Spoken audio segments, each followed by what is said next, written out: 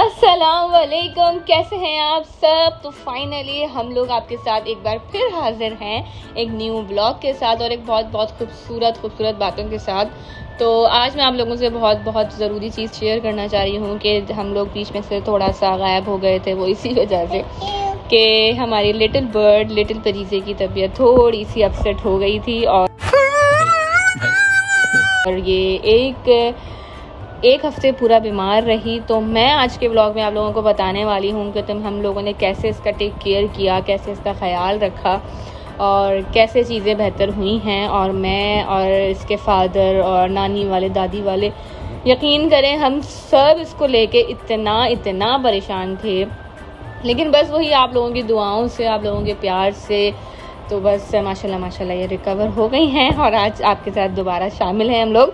तो बस सबसे पहले मैं ये कहूँगी, जिसने भी चैनल सब्सक्राइब नहीं किया है वो जल्दी से सब्सक्राइब कर दें, बेल आइकन पे प्रेस कर दें और हमें अपनी दुआओं में याद रखें। परीजे हाय तो कर दें सबको, हाय एवरीवन। तो बस आज का व्लॉग मैं यहीं से शुरू करना चाहती हूँ कि कुछ टाइम पहले की बात है। देखें आप अभी देख सकते हैं कि कितनी खांसी है इसको। तो बस कुछ टाइम पहले की बात है, परीजे थोड़ा सा अपसेट हो गई थी, तबीयत बहुत ज़्यादा ख़राब थी। हुआ ये था कि इस कुछ टाइम पहले उनके फादर को हो गया था वायरल ना। तो लेकिन जितना ही एहतियात करो, बच्चे तो बच्चे होते हैं, वो बस जब आप उनसे अटैच होते हो, और बेटियां तो ख़ासकर अपने अब्बाओं से बड़ी अटैच होती हैं, तो बस ये अटैच है अपने बाबा से। तो यही हुआ कि ये अपने बाबा से बहुत अटैच है और उनको वायरल था। तो बस हम लोग जल्दी से, ये था कि हम उनके बाबा और ये थे तो दूर ही, लेकिन बस होने वाली बात होती है तो वो हो ही जाती है। तो बस परीजे को वो वायरल लग गया और स्लोली वो वायरल बढ़ता गया। हमें नहीं समझ में आ रहा था कि हम क्या करें क्या ना करें। हम लोग बहुत परेशान थे। तो बस कुछ दिन पहले परीजे को हल्की सी खांसी उठी, फिर फ्लू हुआ, बहुत हल्का सा था। तो वो मैं वायरल तो कंसीडर कर ही नहीं रही थी कि ये वायरल हो सकता है। बोला चलो जाके इलाज कर। तो मुझे यही था कि ये वायरल है क्या है, लेकिन मैं इस बात से मुतमईन थी कि शायद ये वायरल नहीं होगा, क्योंकि बहुत लाइटली सा इसको फ्लू था, बहुत हल्की सी खांसी थी, जो कि मैं इसको सिरप दे रही थी। और शहद होता है, सब हमारे बड़े बूढ़े कहते हैं वो शहद देना चाहिए, तो मैं वो शहद दे रही थी। तो मुझे लगा कि उससे शायद ये ठीक हो जाएगा, लेकिन यकीन करें वो चीज़ बढ़ रही थी। तुझे अक्ल है? तू क्या बोल रही है? बहुत परेशान थे हम लोग। तो फिर वो विद इन सेकेंड डे इसको फीवर स्टार्ट हो गया। तो जब भी मुझे नहीं लगा कि वायरल है, मैंने कहा शायद खांसी से अक्सर बच्चों को हो जाता है, तो मुझे लगा कि शायद ये वही सीन है। लेकिन बस इसको जब फीवर हुआ तो मैं थोड़ा सा वरिड तो हुई, लेकिन मैंने कहा हो जाएगा ठीक। तो वही हम लोग जो नॉर्मल सिरप दे देते हैं, जो मैं नेम मेंशन नहीं करना चाह रही, बस मैंने उसको बुखार का सिरप दिया, इसको फीवर उतर गया, ये नॉर्मल हो गई। 1 दिन गुजरा, 2 दिन गुजरा, इस तरीके से कि हल्का फ्लू, खांसी, हल्का फीवर, तो बहुत नॉर्मल मुझे लग रहा था। मैंने इसको घर की ही दवा थी वो दे दी और फीवर की दवा दे दी। मैंने कहा सब ठीक हो जाएगा, अभी सेट हो जाएगी। तो फिर नहीं हो रही थी, तो मैं इसको हॉस्पिटल ले गई, और हॉस्पिटल आगा खान वो वाले हॉस्पिटल ले गई।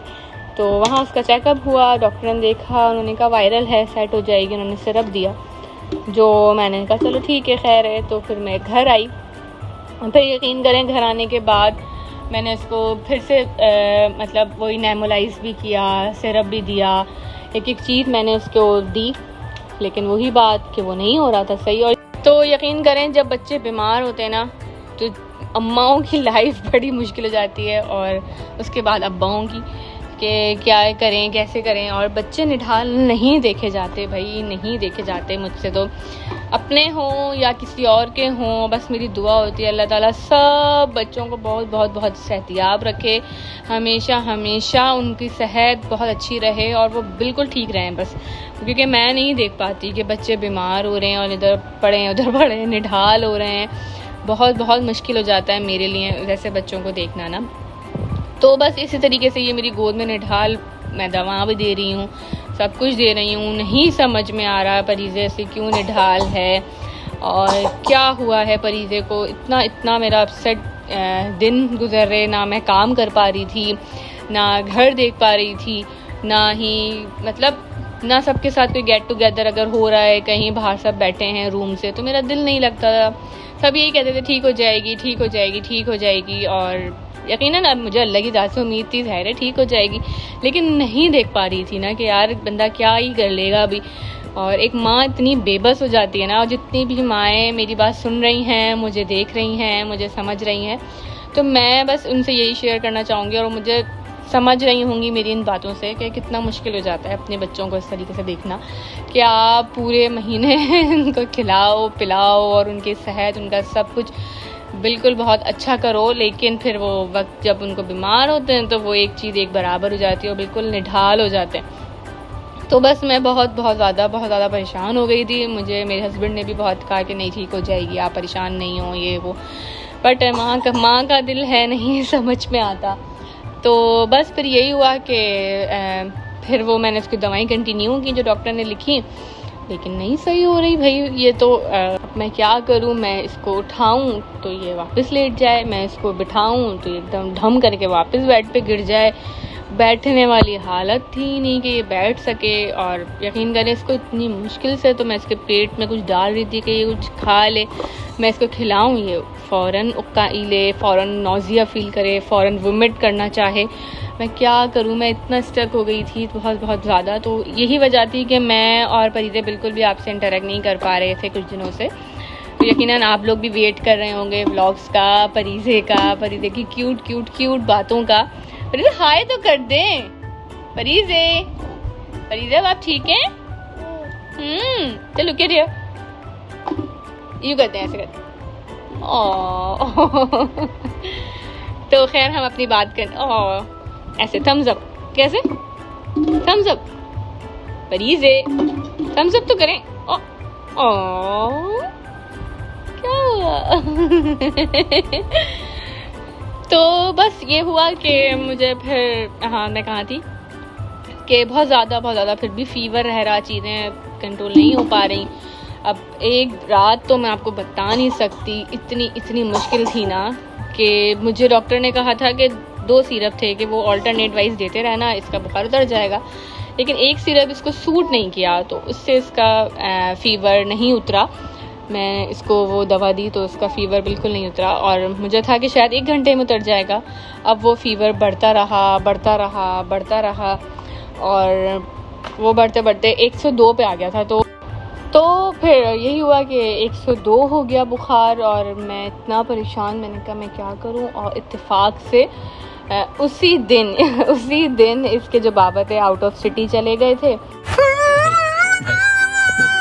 कराची जाना था उनको, तो ये वहाँ चले गए। अब मैं इतनी डिस्टर्ब, मैंने कहा ये भी नहीं है, and I was the alone in my room. But अल्हम्दुलिल्लाह मेरे घर में मेरी नंद मौजूद थी, मेरे घर वाले और भी थे, तो बस मैंने उनको जल्दी से बुलाया, वो लोग रूम में आए। मैंने कहा मुझे नहीं समझ में आ रहा, what should I do now. तो उन्होंने मुझे समझाया कि नहीं वो ठीक हो जाएगी, सेट हो जाएगी, कोई मसला नहीं है। तो बस हम लोग फ़ौरन ही मैंने ये डिसीजन लिया। दरअसल जब भी ऐसा होना जो आपको समझ नहीं आए और बच्चे का बुखार 102 हो, वो नहीं उतर रहा हो, तो आपका फ़र्स्ट डिसीजन यही होना चाहिए कि आपको फ़ौरन डॉक्टर के पास जाना चाहिए। बच्चों के मामले में बिल्कुल भी कोताही नहीं होनी चाहिए, आपको फ़ौरन डॉक्टर के पास जाना चाहिए, उनसे बात करनी चाहिए और उस चीज़ को कंट्रोल करना चाहिए जो आप नहीं कर पा रहे हो। तो बस मैंने भी बिल्कुल ऐसा ही किया, और मैं फ़ौरन से अपनी नंद के साथ अपने भाई बहन इन लोगों को मैंने लिया, गैदर किया, और हम लोग फ़ौरन बस निकले। फ़ौरन ही हम हॉस्पिटल की तरफ गए। तो वहाँ पहुँचे, फिर वही डॉक्टर ने इसको चेक किया, देखा तो उस वक्त भी बुखार 102 ही था। तो बस जल्दी इसका ट्रीटमेंट हुआ, इसको फ़ौरन से दवा दी गई और उस चीज़ को कंट्रोल करना चाहा। तो उसके बाद उन्होंने कहा कि आप लोग घर चले जाएं और कोई मसले की, कोई परेशानी की बात ही नहीं है। तो व्हाई आर यू लाफिंग? तो बस हम लोग फिर फ़ौरन घर आ गए थे। विदिन 1 आवर मुझे हॉस्पिटल में लगा। तो हम लोग घर आए, घर आकर थोड़ा सा मुझे मुतमईन हुई कि चलो फाइनली अब बुखार उतर जाएगा। लेकिन यकीन करें 1 घंटा हो गया, उस ट्रीटमेंट के बावजूद परीज़े का बुखार नहीं उतरा। और मैं मज़ीद परेशान थी। और उस 1-1.5 घंटे के दौरान मेरे हस्बैंड भी आ गए थे वापस सिटी, वापस हैदराबाद आ गए थे। तो मैं मिली, मैंने उनको कहा कि बस मुझे नहीं समझ में आ रहा मैं क्या करूँ, उसको अभी भी उतना ही बुखार है। तो बस उन्होंने कहा कि जो दवा उसको सूट करती है ना वो दवा तुम दे दो। तो मैंने इसको बस वही दवा फिर से दी और फिर अल्हम्दुलिल्लाह इसका बुखार उतरा। तो फिर मेरा डिसीजन था कि मुझे डॉक्टर चेंज करना है और मैं अब दूसरे कोई अच्छे स्पेशलिस्ट अनदर वन जिसको मैं दिखाना चाहूँगी। और फिर हम अगले ही next morning are you dancing, तो फिर हम next morning I am talking with everyone, thank you. तो बस हम फ़ौरन ही गए वहाँ पर। तो फिर इसका बुखार जब उतरा उस दवा से तो मुझे बहुत बहुत सुकून मिला और फिर हम लोग उस रात सो सके थे और कुछ खा पाई थी मैं फिर। तो फिर आहिस्ता आहिस्ता फिर हमने बिल्कुल डिसीजन ले लिया था कि हमें नेक्स्ट डे जाना है और हम फ़ौरन ही हमने सिस्टम पे अपॉइंटमेंट किया और हम फ़ौरन ही बस मतलब नेक्स्ट मॉर्निंग ही कह सकती हूँ मैं, हम लोग फ़ौरन निकले। नाश्ता वगैरह करने के बाद हम फ़ौरन ही मरीज़े को लेके गए। तो वहाँ स्पेशलिस्ट मौजूद थी, बहुत अच्छे डॉक्टर हैं वो आगा खान के, उनको हमने फ़ौरन दिखाया। हम उनके पास गए और मैंने एक डिटेल उन्हें दी और मरीज़ें बहुत निढाल हुई थी। उन्होंने कुछ दवाएं दी। अल्हम्दुलिल्लाह हम लोग जब घर आए तो मैंने वो जब पहला डोज मरीज़े को दिया उस दवा का तो माशाल्लाह वो उसने असर दिखाया और चीज़ें बेहतरी की तरफ आती गई और फिर मरीज़ें दोबारा माशाल्लाह पहले जैसी होती गई। और मैं आप लोगों से रिक्वेस्ट करूँगी कि आप लोग भी मेरे साथ रहें और माशाल्लाह कहें बच्चों के लिए, मरीज़े के लिए भी और सारे बच्चों के लिए।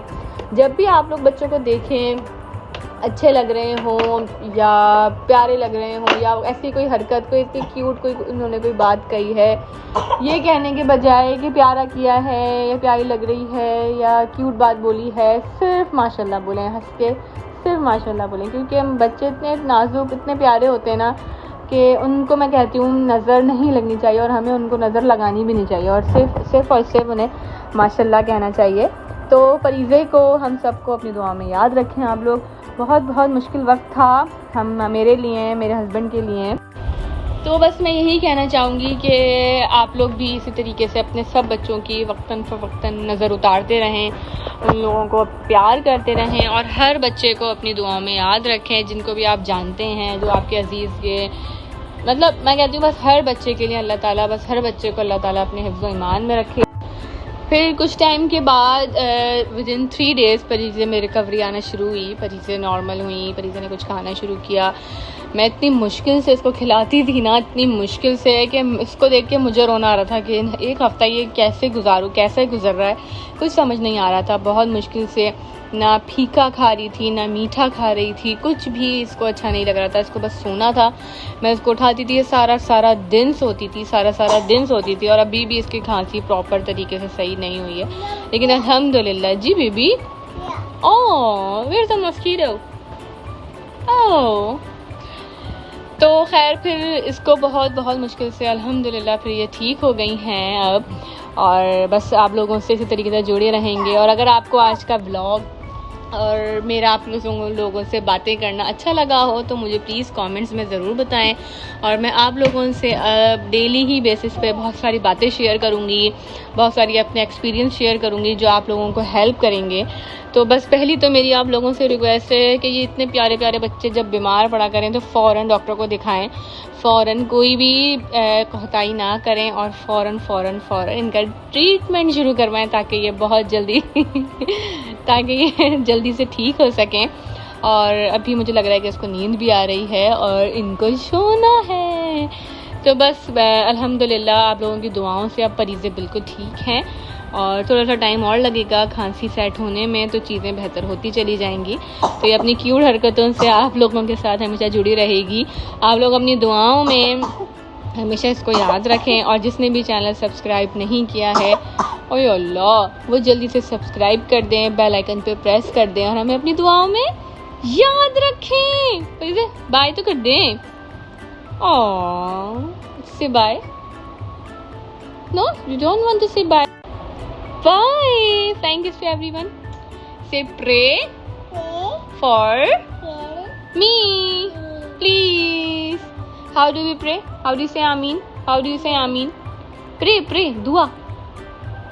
Pray for Barize. Ameen. Bye.